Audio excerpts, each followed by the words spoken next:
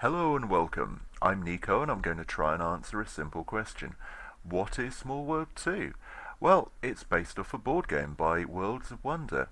And it surprises me slightly because I love board games. I used to play a ton of them and I've never heard of it before. So obviously this is going to be quite attractive for me, potentially. A great many people supported this. 7,044 to be precise. And I'm going to scroll through these. As you can see, quite a number. 7,044 people obviously thought it was worth funding. It received nearly $400,000 of its $100,000 Kickstart goal, so more than double, which is pretty good going for most Kickstarters. Don't actually raise the amount, and this succeeded with bells on. So, what has it got? Well, I'll tell you what it hasn't got, and that's any options whatsoever. Well, it basically is like the worst of ports, effectively, because there's nothing. There's no colorblind option, there's no resolution option, there's no full screen option. This is terrible. You can't release a PC game without any form of ability to change any of the settings. And yeah, that's bad. You can change the sound of my music and that's it. Which, quite frankly, I'm surprised at. I really can't understand that.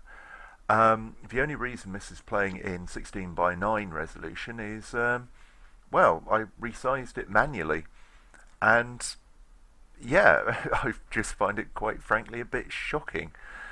Okay, now, one thing which it doesn't have, which I'm very pleased about, is this sack of gold is not a microtransactions store at all. It just advertises their other products, which is really nice. I don't mind that at all. You can find out more about that. Another really nice feature is this one here, the rulebook, which tells you in exhaustive detail everything about the game. Race tokens, special powers, everything. Because this is one of these games which is deceptively simple. It builds upon itself and gets more and more challenging and engrossing, and basically there's no sort of end of how much effort you can put into sort of mastering it. There is an element of luck in there, but there's also an element of maximizing your ability to get the result you want. Okay, you've got a nice little leaderboard here for solo, online and face-to-face play. Very nice to see that. And indeed it's well supported in game modes. As you can see, you've got online quick play, online with bodies, and local game, which is perfect really. You want to see all of this. So many games seemingly miss out on the multiplayer.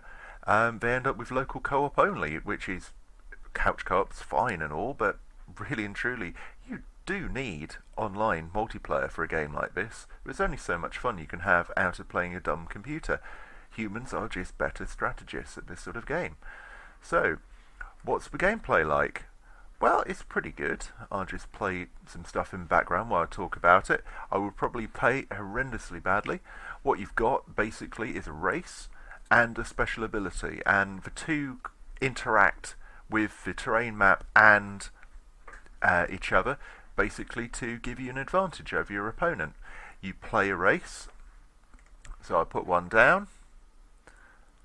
And right, now I go off and I conquer some regions. I have to remind myself what I've got. Yeah, there is quite a lot of reading in this. And you also find a few little bugs here, because if I run my mouse over that, that will pop in quite nicely, but unfortunately it didn't display properly when it came up. Overall, the UI is quite nice. It's fairly well laid out. There isn't any wasted space, which is why I find it so bizarre that they had the terrible resolution choices, or lack thereof. I spent quite a while searching around on forums and stuff trying to find it, and everyone else is trying to find it, because PC gamers do demand you have the ability to have it full screen and also to change resolution. That's the point of playing a PC game. Right, let's look at these guys. Berserk Dwarves. Well, maybe I can go on the offensive with these fellows. I'll probably stick them up in the mountains. They get a little bonus there as they're dwarves. I think they get +1 counters for going there. You see, you have to roll dice to see if you can get into a particular location, conquer it. It's the same mechanic basically, you just have to get a higher score if it's defended. Now as you bring these guys in, you can see, yep, that's all of that, that's my turn done, and then I get the score. I get a +1 bonus because of that mine there, and then 4 for 4 regions held, so I get 5 coins there. Now you see the next player comes in and they can immediately attack you, and I've been steamrolled by halflings. Yes, I've been pwned by halflings. That just sounds wrong and slightly illegal. Right, okay, well at least we only got 3 coins. Oh no, we got 6 coins out of that.